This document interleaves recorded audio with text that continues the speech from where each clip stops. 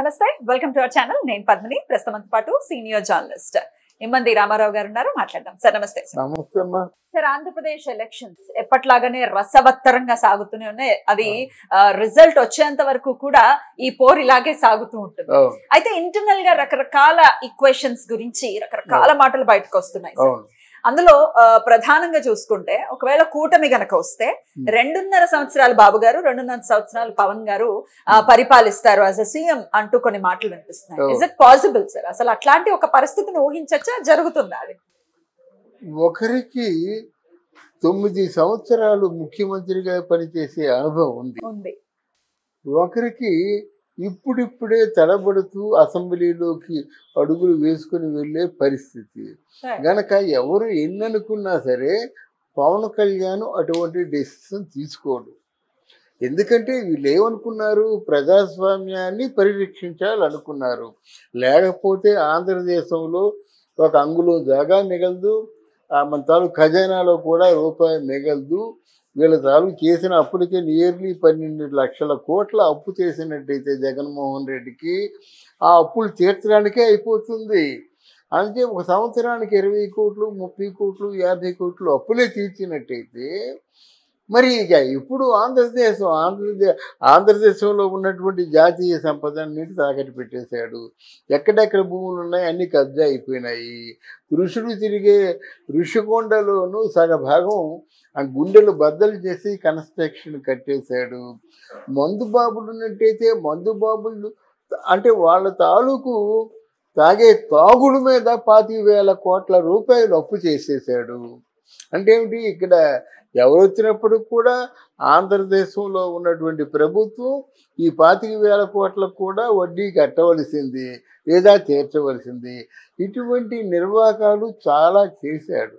అది దాని తర్వాత ప్రజాస్వామ్య పరిరక్షణ కోసం వాళ్ళు దిగినప్పుడు పరిరక్షణ జరగాలి కదా, సంపదని సృష్టించాలి కదా. ఇప్పుడు సంపదని సృష్టించాలంటే ఒక చంద్రబాబు నాయుడే సంపదని సృష్టించగలడు.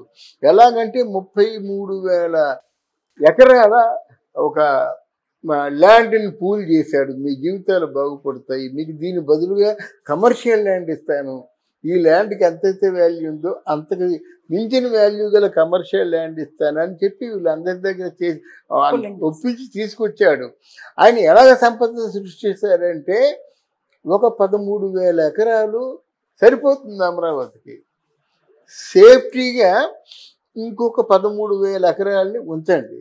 ఆ మిగతా భూమిని మనిషికి 500 ఎకరాలు ఇస్తే కోలలు వచ్చేస్తారు. అప్పుడు సింగపూర్ వాళ్ళు వచ్చారు, జపాన్ వాళ్ళు వచ్చారు, మన ఆయన తాలూకు ప్రోడక్టు సత్యానాథేలా వచ్చాడు.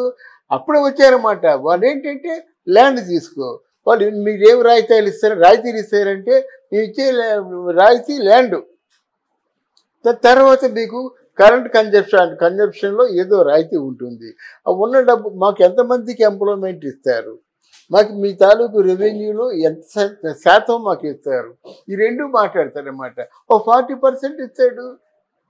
ఒక 50,000 మందిని జాయిన్ చేసుకుంటా అనుకోండి, ఎంత పెద్ద సంపద అది. 50,000 మంది జాయిన్ అయ్యారంటే వాళ్ళ మీద 5 లక్షల మంది కనీసం ఆధారపడి బ్రతకవచ్చు. మరి సంపద సృష్టించినట్టే కదా.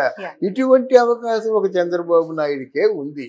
అది అందువలన ఇది లేకుండా నేను వస్తాను, నేను సీఎం అవుతాను అనుకుంటే మాత్రం ముమ్మాటికి జనసేన పార్టీ అధినేత పవన్ కళ్యాణ్ తప్పు. బట్ ఆయన పార్టీ పెట్టింది లేకపోతే ప్రజల కోసం ఏదైనా పని చేయాలి అనుకున్నది వేరే పార్టీల అండదండల్లో ఉండి చేయాలని అనుకోరు కదా. జనరల్ గా ఎవరైనా పార్టీ పెట్టి ఎవరైనా దాన్ని నడిపించేటటువంటి పరిస్థితి ఉంటే సీఎం అవ్వాలని అనుకుంటారు. ఈవెన్ వాళ్ళ ఫ్యాన్స్ కానీ లేకపోతే ఆయన కోటేసే వాళ్ళు కూడా అనుకుంటారు. వాళ్ళు డిసప్పాయింట్ అవరా? దాని సమాధానం ఉందమ్మా. ఎందుకంటే అసలు మామూలుగా అసెంబ్లీలో అంటే ప్రవేశించగానే నేను ముఖ్యమంత్రి అంటే అది కరెక్ట్ కాదు, మొండిగా చేయకూడదు. అందులో ఇంత క్లిష్టమైన పోటీ ఉన్నప్పుడు ఆయన చేయకూడదు. ఆయన చేసే పని ఉంటుంది. అంటే మీకు తాలూకు ఒక స్టేట్ బాగుపడాలంటే లా అండ్ ఆర్డర్స్ బాగుపడాలి, హోమ్ బాగుపడాలి. ఎవరైతే మీకు సంఘ విద్రోహ శక్తులు ఉన్నారో వాళ్ళందరినీ ఏరి పారేయాలి. ఎవరైతే పూర్తిగా లా అండ్ ఆర్డర్స్ దూరం అయిపోయి అకాల మరణాలు చెందుతూ రేపులు చేస్తూ ఎంతోమంది అనాథలు అయిపోయారన్నమాట.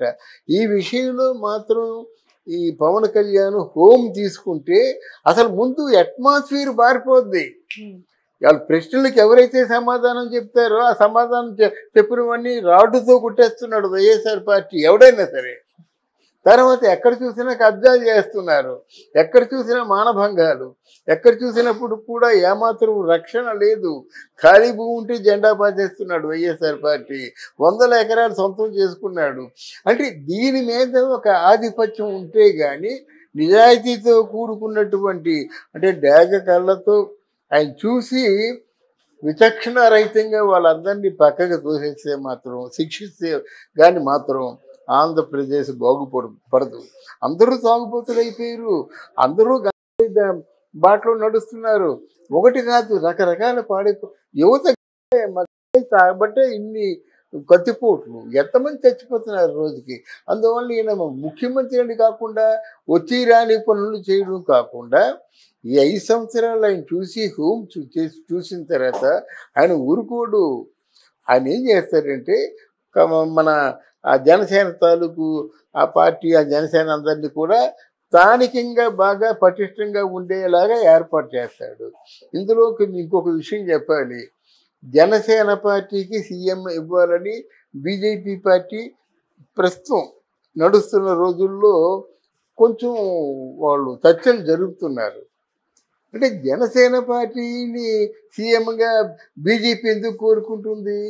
ఒకవేళ బీజేపీ అంటే జనసేన పార్టీ సీఎంగా పవన్ కళ్యాణ్ కోరుకున్నట్టయితే నెక్స్ట్ ఈ పవన్ కళ్యాణ్ ఏం చేస్తాడు? వాళ్ళ అన్నయ్య కాంగ్రెస్లో విలీనం చేసినట్టు, అయ్యో మోడీ గారు ఎంత నాకు ప్రాణం పెట్టారు కదా, నేను చీఫ్ మినిస్టర్గా బాగా నేను నిలబడ్డాను కదా, అందువల్ల మోడీకి నేను సహకారిగా ఉంటే తప్పే ఉందని మొత్తం అంతా విలీనం చేసే ప్రమాదం ఉంది బీజేపీలో.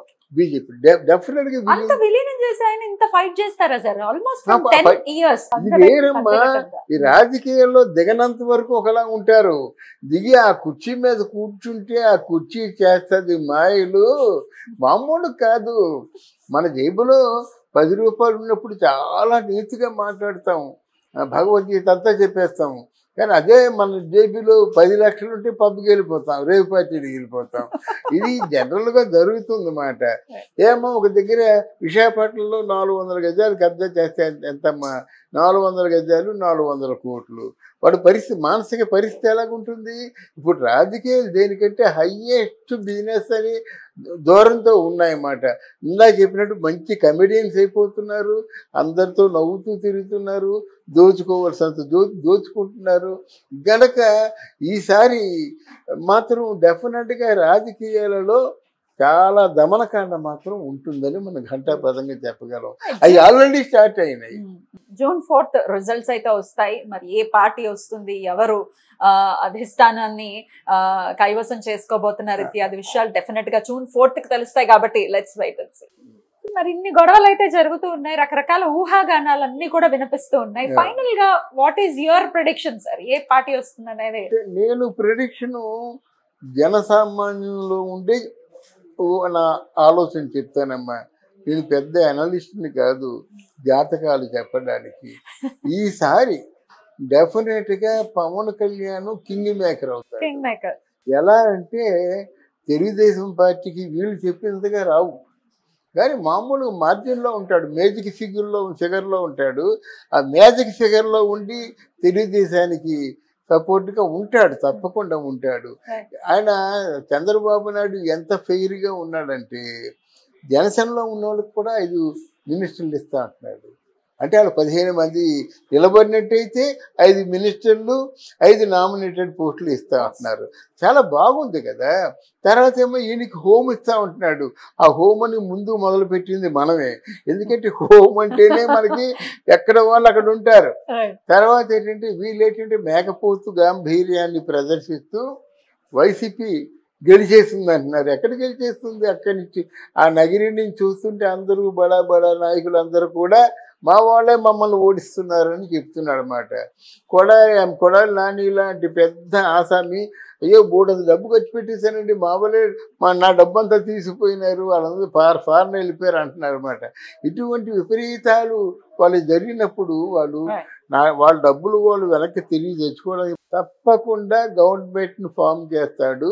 ఆ రోజు మిమ్మల్ని పెర్మిషన్ అడుక్కొని మీరే ఉండి మనం చెప్పుకుంటాం. తప్పకుండా సార్. థ్యాంక్ యూ నాన్న, థ్యాంక్ యూ. నమస్తే.